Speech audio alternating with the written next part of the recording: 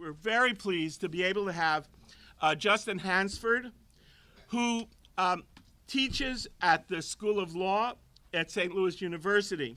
Justin lives 10 minutes from Ferguson, and he's been a leading legal commentator on its policing.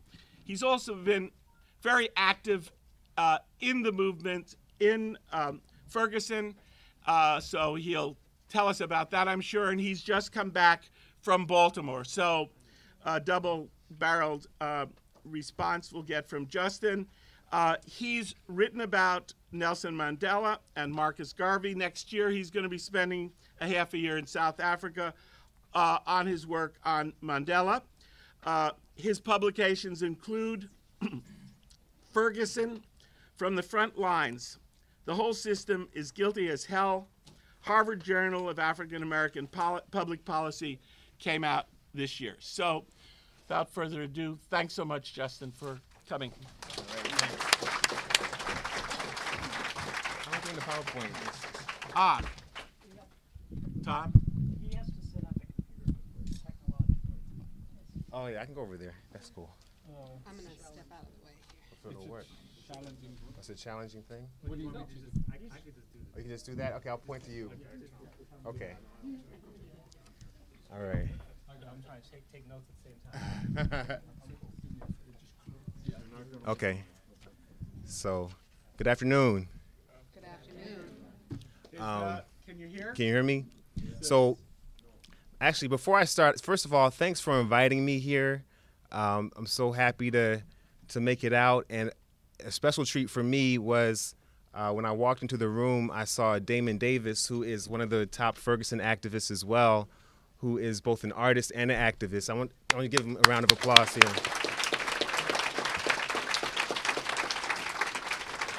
He's this brother is a legit genius who is now an artist and an intellectual. And one thing he shares with me that is really special is we've been to jail together for Ferguson. And once you go to jail with somebody, you're friends for life, right? That's real. So as a matter of fact, I should be in jail right now. I'm sure nobody's ever began a lecture like that at UCLA before, but it's true for me. I came here from Baltimore, and on Saturday in the evening, the police in Baltimore engaged in some of the most racially divisive policing tactics I've ever seen. And I'm coming from Ferguson. So, but I'm going to talk about that in more depth later. I just want to start off by giving you a short rundown of my involvement in Ferguson and Baltimore, and then talk about some of the lessons I've learned, and hopefully I'll be able to do it all in 20 minutes. So, you have 25. 25 minutes? You're the visiting Okay. dignitary. Everyone else has 20. So yes, you go to the next one. So that's the way it's going to go. So to the next slide. Yeah. So the Mike Brown case, I used to start my lectures by showing a picture of what brought me into this movement, which was an image I saw on Facebook of Mike Brown laying in a pool of blood on the street in Canfield. I stopped showing that picture when Mike Brown's mother asked me to stop showing it because it was a trigger to her.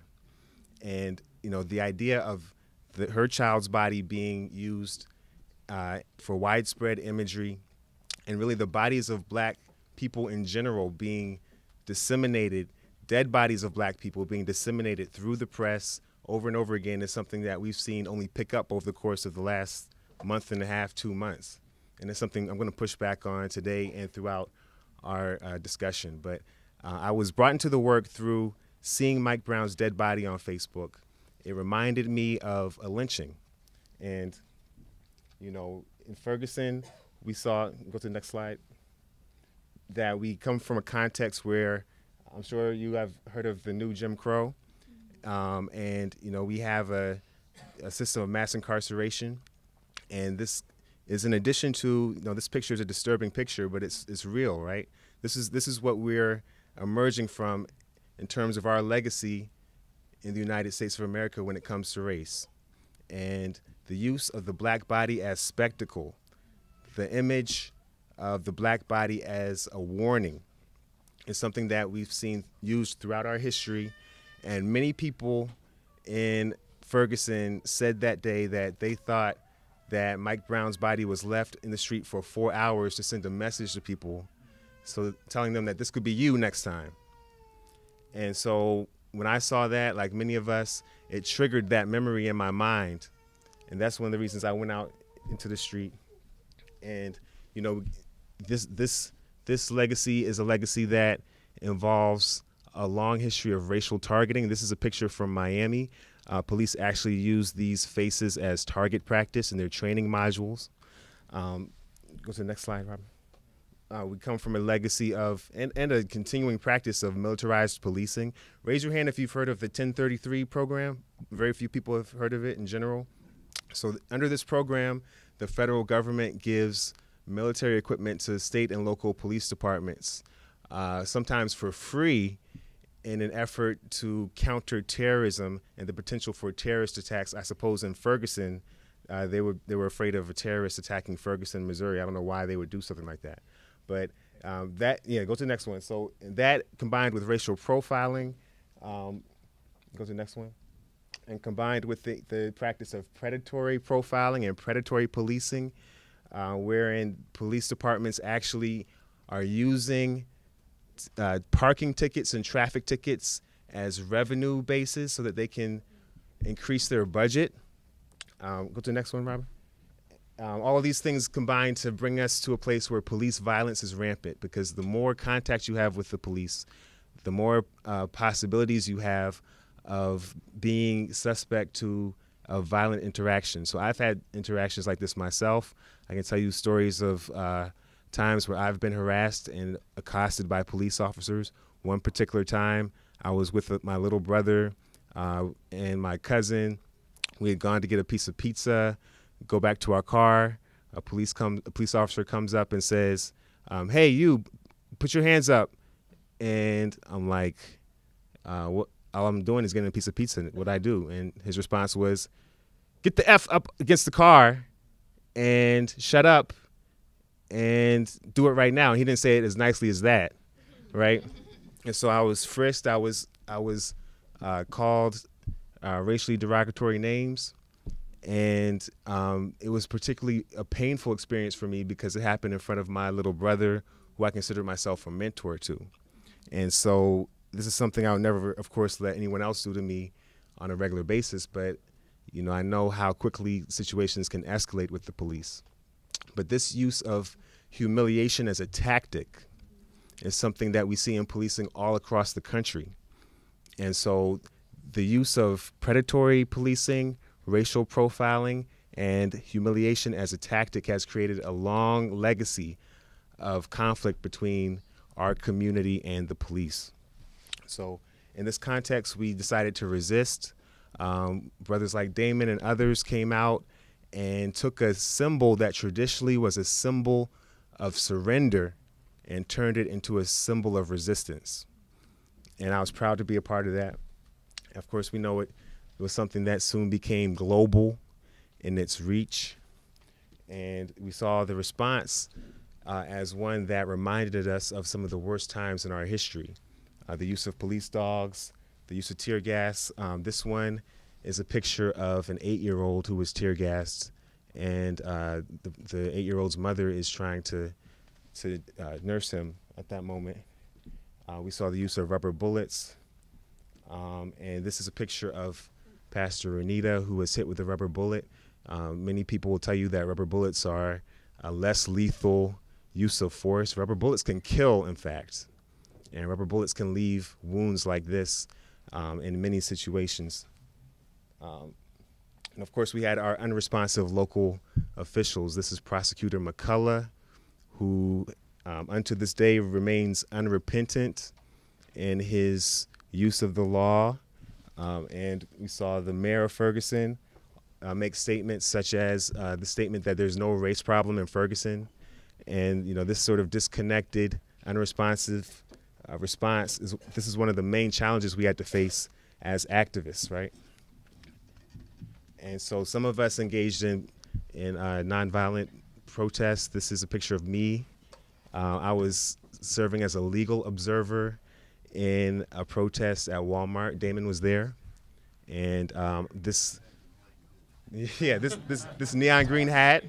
So this neon green hat is a hat that is issued by the National Lawyers Guild, and it is supposed to tell the police that I'm an official legal observer, and so they shouldn't arrest me. So you can see how much good that did, right? They actually walked, so there were 5 legal observers, me and 3 white legal observers and 1 Asian legal observer. We were all in the same Walmart. The police actually walked past all the other legal observers, arrested me for trespassing, and none of the others were arrested at all. And so after this, we had a plea deal offered to us wherein we would have to accept 2 years probation and a lifetime ban from all Walmarts all across the country. So, right, Damon? Right? So, exactly, right? We're still trying to figure out if that's a reward or a punishment or what, you know?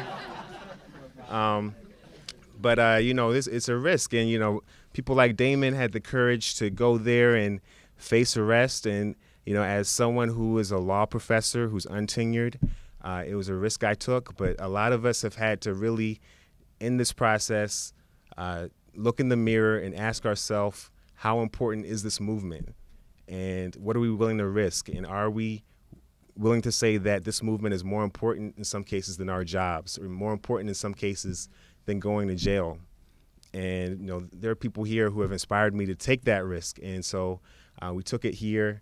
I didn't take it this past weekend in Baltimore. Maybe I should have. You never get all these questions right. Every time you ask yourself this question, you don't always get it right. But we hope to get it right at least sometimes, right? So let's go. So, you know, we did a number of other activities in response. We did Know Your Rights sessions in Ferguson to try to teach people in Ferguson what their legal rights were when it came to interactions with police. We tried to change the narrative whenever we had access to the media. We went and tried to engage in advocacy on the state, local, and federal levels. This is at the Ferguson Commission. This is an academic workshop I did. You know, we try to get the word out in the academic community and try to exchange ideas and figure out what solutions will look like.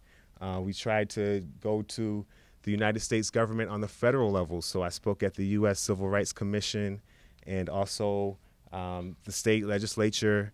And, you know, we can keep going. That's the president's panel on 21st century policing. So you can tell I did a lot of stuff, right? And after all of this advocacy, all of this legal work, nothing happened. And so that's one of the first questions we need to ask ourselves, right? So we did all this work. I'm sure many of you never even heard of any of this advocacy work.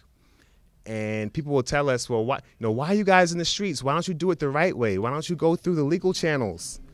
Why don't you testify? Why don't you bring lawsuits?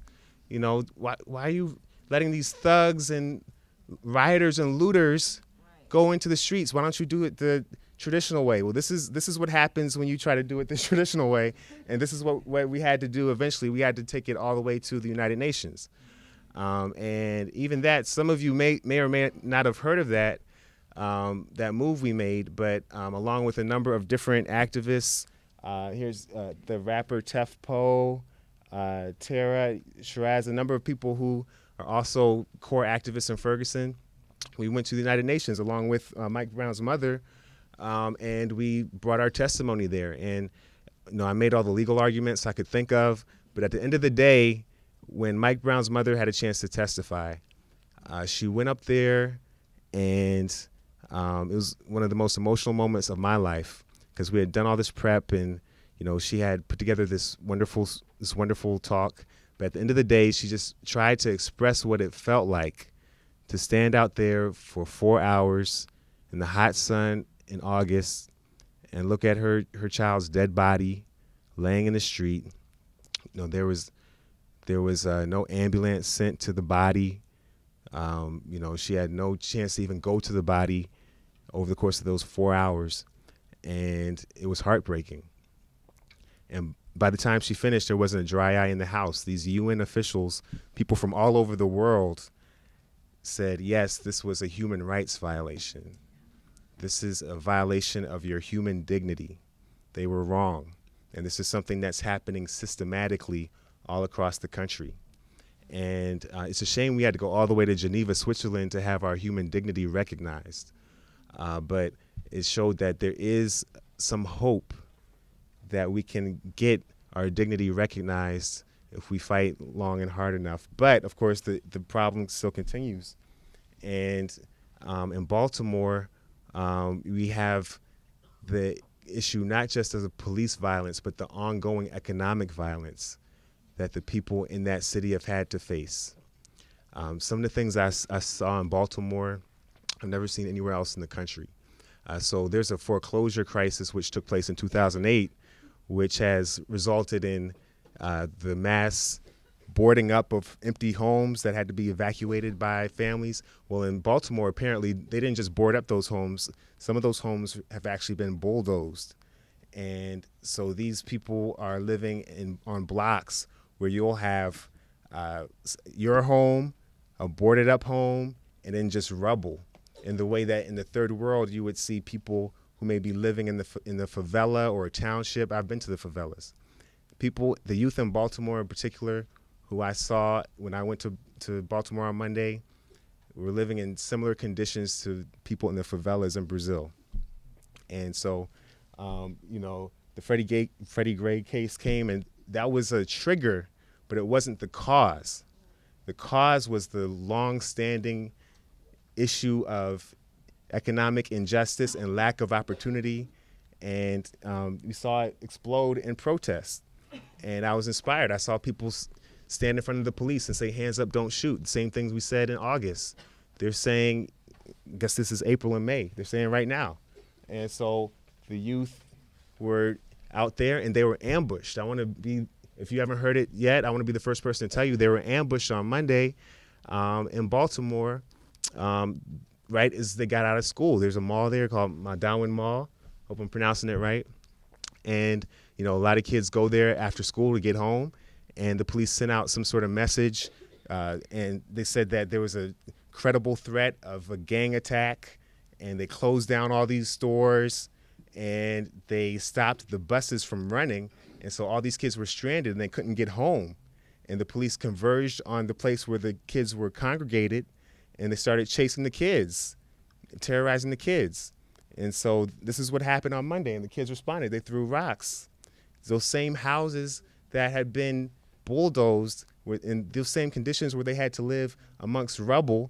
Now all they could do is pick up the stones and throw the stones, just like the kids in Palestine may have to just pick up stones.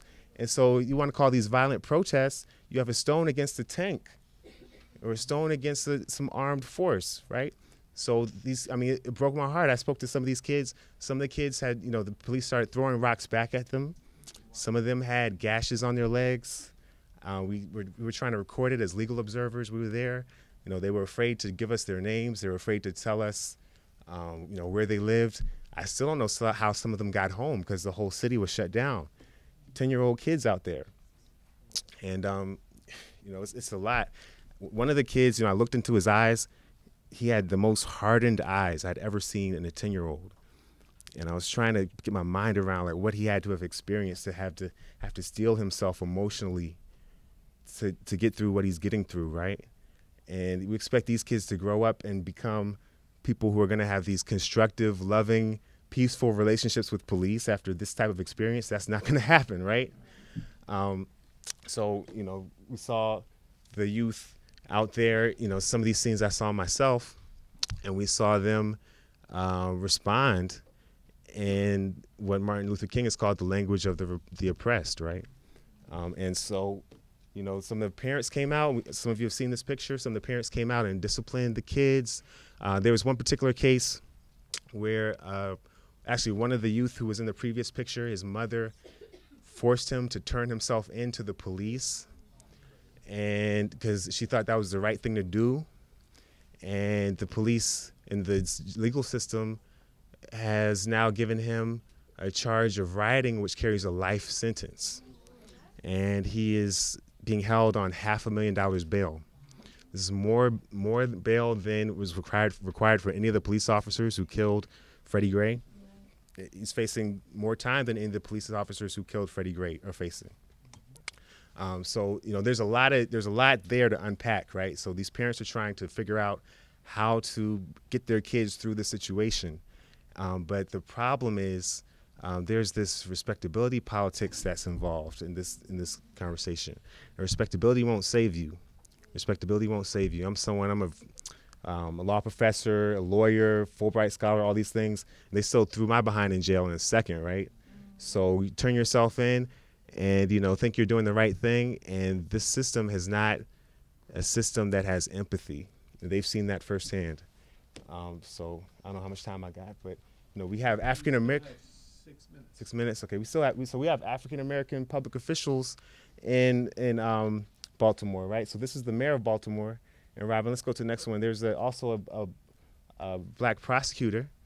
And so it's a very complicated situation. It's a different situation than in Ferguson, where we had the public officials who were just outright hostile on a racial basis. But at the same time, under a black mayor, we've had the use of force in an unprecedented fashion against the protests. We have a black prosecutor's office that will be prosecuting these protesters. Prosecutor's office that also brought the hearing for the indictment, which we were happy to see. So, the fact that the officials are black, that hasn't solved the problem. And I think this is a very instructive moment because we're starting to see that it's not individual bad actors. It's not a bad prosecutor or a bad mayor. It's a system. And even black public officials, even well-meaning black public officials in this system can find themselves in the same situation as the officials in Ferguson. So I was out there on Saturday, and I was a witness to outright racial injustice. So I actually was here at the Hampton protest at 10:08. We were defying the curfew. I'm a grown man. I've never had to have curfew since I was 15. I wasn't about to have it now. But there was an ally action of all white allies, and they said, well, we're going to defy the curfew in a rich part of town and see what happens. And the police came out. They gave them 1 warning. They gave them 2 warnings. They never even raised their voice. They spoke in soft tones, and we have all this on tape. They said, please, guys, please go home. The last thing we want to do is arrest anybody. And nobody was arrested. They gave 5 or 6 warnings. I was standing right there with DeRay, and nobody was arrested. Meanwhile, 1 minute later, we saw people assaulted and arrested by the police only maybe 10 minutes away.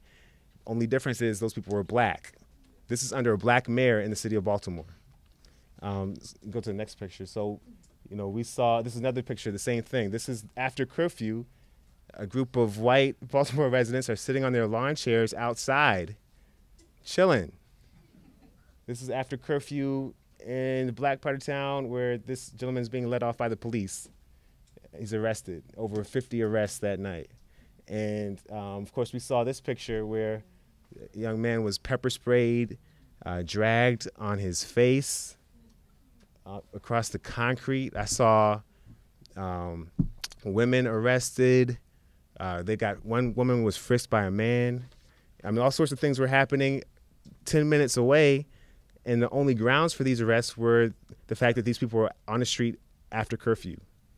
So this is under a black mayor. So this is what we're talking about in terms of the answer not necessarily being the electoral politics or the presence of black officials.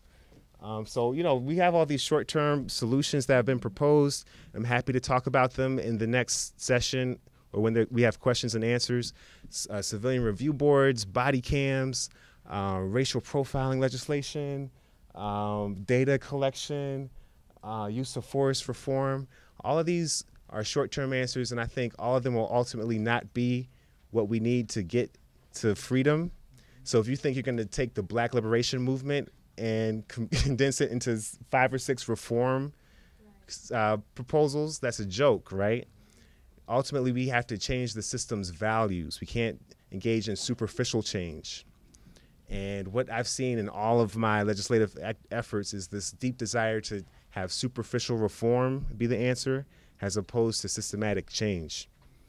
And so that's it. There's some questions that we can talk about in the future, but I think at the end of the day, we have to make hard choices. It would be my dream if everybody in this room walked out of here and they considered themselves part of the Black Lives Matters movement. But then the next question would be, what does that mean for you? You're a student, you're a professor, you've got to get to class, you may have to take finals in a couple weeks. But what sort of risks are you going to take? What sort of risks can you take? Not everybody has the ability to do the arrest or the protest, right? You may have kids to feed. You have to go to work the next day, and your boss will fire you if they find out you were arrested. You may have to go take a test the next day. So you have to do soul searching and look inside your own heart and find the answer. I believe that if you think about pushing the proverbial rock up the mountain, we may not be able to get to the top necessarily right now, but we can at least get to a plateau here and there, and we can make short steps forward. And I just hope that as you look into your heart, you find something to do that helps this movement. Thanks.